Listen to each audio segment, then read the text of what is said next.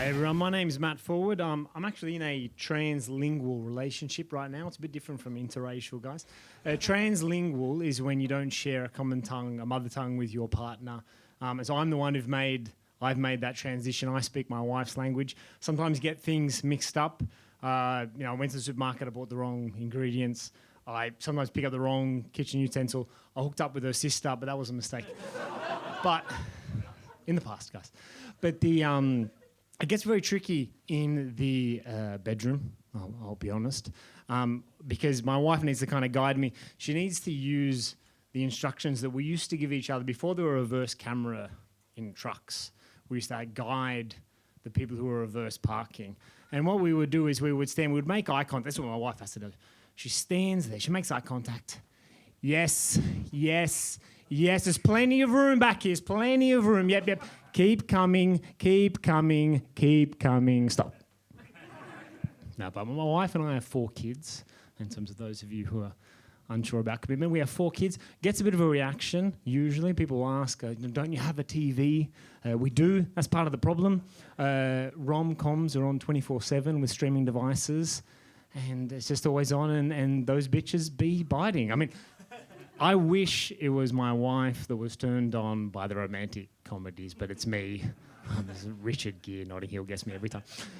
Hugh Grant, Notting Hill. I'm sorry, it was a long tube ride here.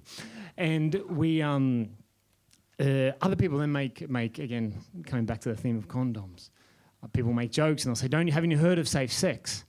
And I say, of course I have, it's 2025, but they don't make condoms my size, which is a joke within a joke.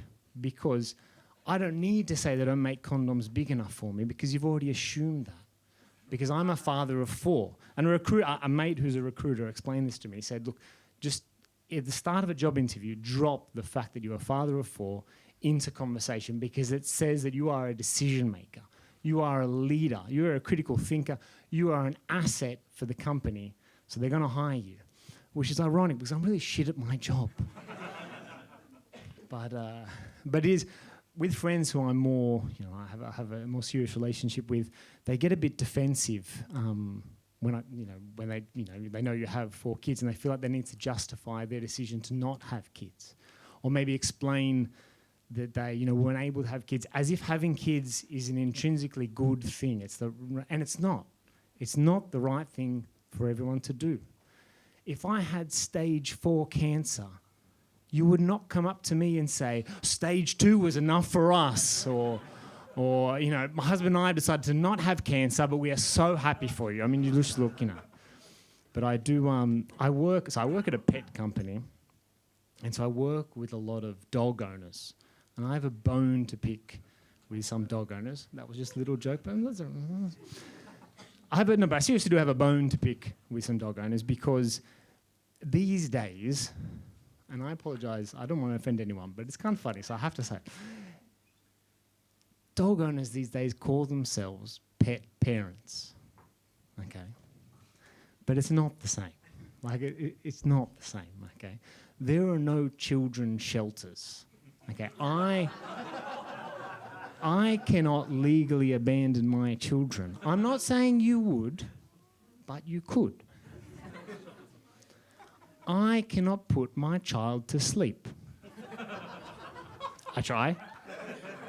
I can't. You can. I have always dreamed of having a tall, athletic, piano-playing South Asian son. But every time that I go to the delivery room, the doctor has to explain to me, Mr. Forwood, you get what you get and you don't get upset. And that's why I'm stuck with my Australian half-bred halfling children. But that's what they are.